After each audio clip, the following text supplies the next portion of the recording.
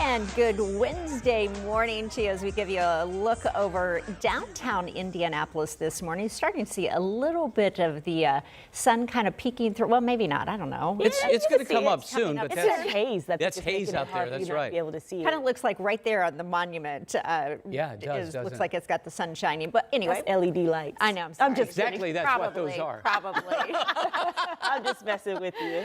Well, we are so glad you're here with us this morning, and we want you to know that it's probably a hair up kind of day for you. Because it does feel like summertime out there. We haven't even made it to summertime just yet. Yeah, but it feels like it. This is going to be a very bad hair day. So my hair, my singular, is going to turn real curly later today because the humidity is going to be very high. We do have a moderate situation as far as air quality is concerned, which means if you do have, asthma or emphysema, something like that, you may want to limit your activity. But really, it's dry from top to bottom in Indiana, with the exception of this little sliver by the Chicago Skyway coming out of Gary. There's rain up there, but we're not expecting any rain in the metro for hours and hours. It's going to continue to stay in Illinois. So let's look at this morning, and by golly, it is warm out there. 70 already this morning, 73 at Ball State, 71 at IU. You guys up in Purdue, already 73 this morning in Lafayette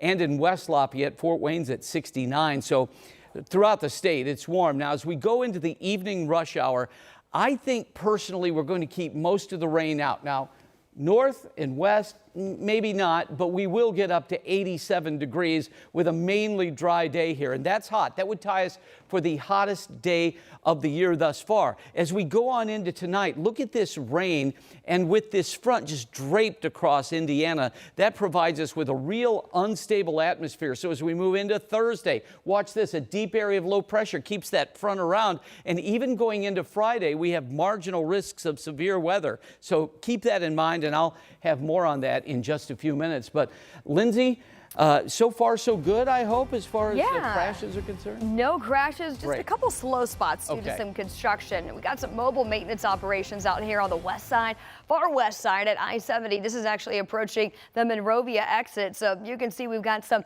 crews out here working, got some blinking lights blocking one of the lanes. That is causing some stop and go traffic approaching those State Road 39 ramps out near Monrovia. So I want you to be prepared for a little bit of a slowdown on the west side of town. And we're starting to see a little bit of a slowdown approaching the south split. Again, this is 65 traveling northbound approaching the south split from Raymond Street. So we're keeping an eye on any of those backups that might develop. This will likely happen as we get closer to that peak morning rush hour within the next 30 minutes or so. As of right now, no major delays. We'll let you know when that grows.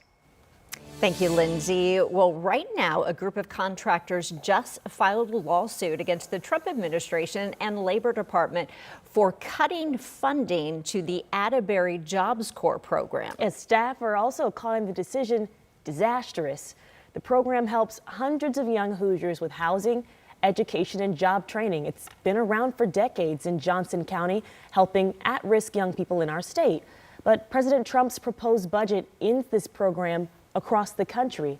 So 275 people here in Indiana were told Monday that they'd have to be out by the end of the week. So students live at the facility far away from the hardships of home or the streets, and many of them say they're now forced to find a new place to live without any good options.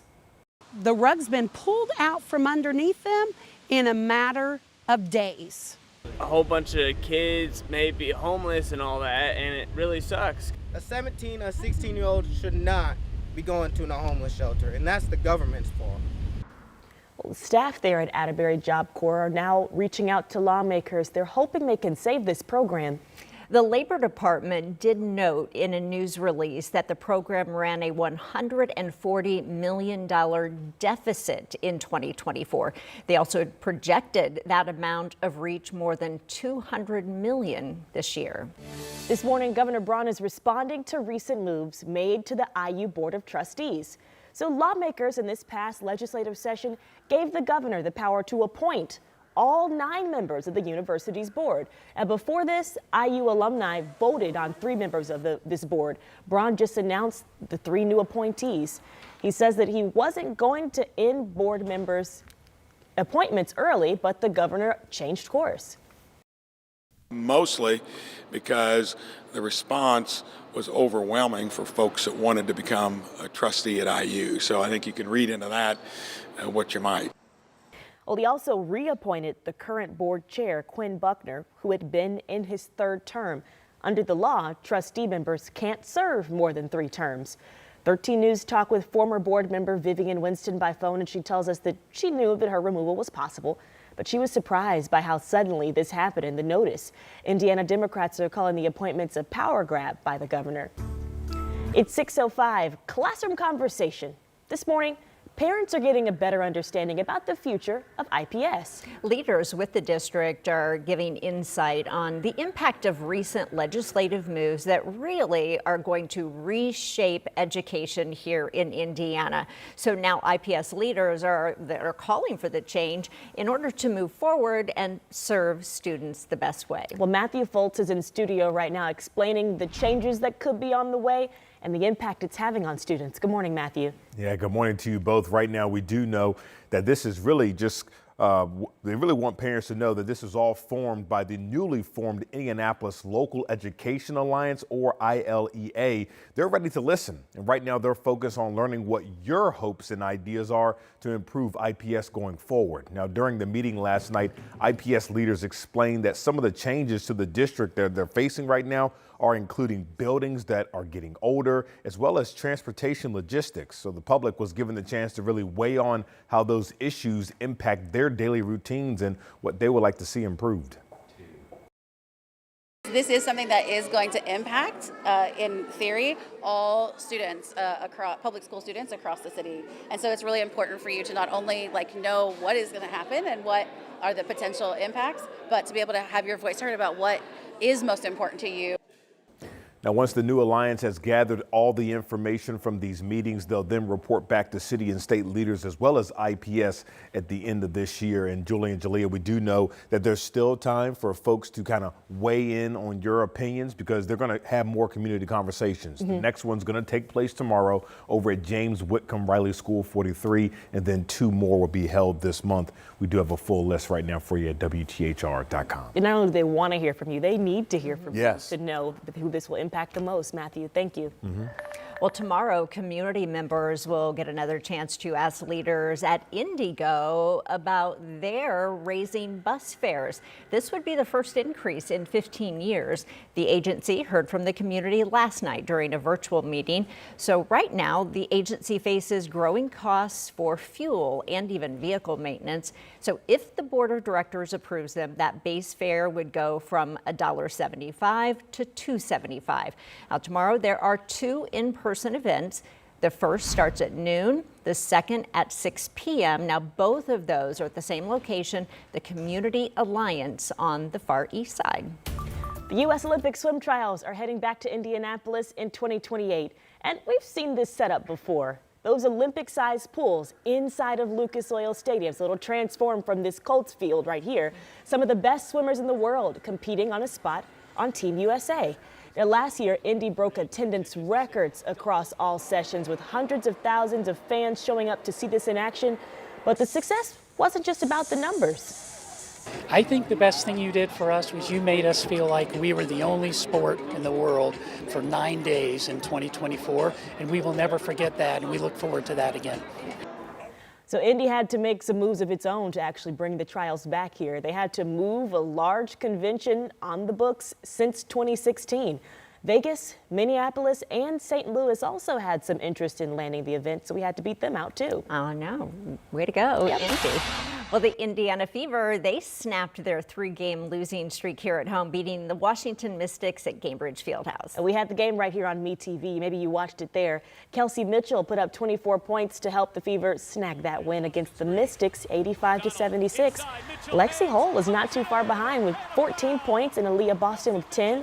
The Fever were once again without Caitlin Clark and also Sophie Cunningham last night after those injuries. The Fever made a season-high 11 three-pointers during the game, too. You know we're your local TV home for the Fever, but we want to remind you, you can watch next week's showdown with the Atlanta Dream on our sister station again, MeTV. Tip-off is at 7:30. And the Pacers are now on the ground in Oklahoma. Their flight was diverted because of weather, so the trip took a little bit longer than expected. But they are in Oklahoma City for a couple of meetings with the Thunder. The series starts tomorrow night. And before they boarded that plane, the guys got in a final practice at home. This team has played from the underdog position really during these playoffs, and they know they face a formidable opponent in Oklahoma City. The Pacers lost both regular season matchups with the Thunder, so we'll see how they do tomorrow night at 8:30. Game 2 is Sunday at 8, both of them again in OKC. They'll be back in Indy for games 3 and 4 next week. Dominic Miranda and Eli Gain are with the Pacers, so you'll see their reports starting tomorrow right here on Channel 13. Gainbridge Fieldhouse is hosting some watch parties during those first 2 away games. Tickets to Thursday's event, they go on sale at 10 this morning. You will want to set an alarm for this one. They're on sale for $5 this time, with the proceeds going to the benefit the Pacers Foundation. And then tickets to the Game 2 watch party go on sale Friday morning as well. And this afternoon, you can get your hands on some free Pacers merch. There's a drive-through gear grab at Gainbridge from 4 to 7, but you need to know this. You will have to have a car for this drive-through, and there's just 1 gear bag per vehicle. That giveaway is open to the first 5,000 fans that make it out there. Good morning, Chuck. You think there are going to be some people in line for that? Oh, yeah. I think absolutely. 6:11, folks. Hey, we're going to have high humidity, some thunderstorms late today, but this morning we've got a moderate air quality. It could be worse. Look in Minnesota, unhealthy air, but we've got some smog, some haze, and 87 later today. We're breaking down your forecast in a few minutes.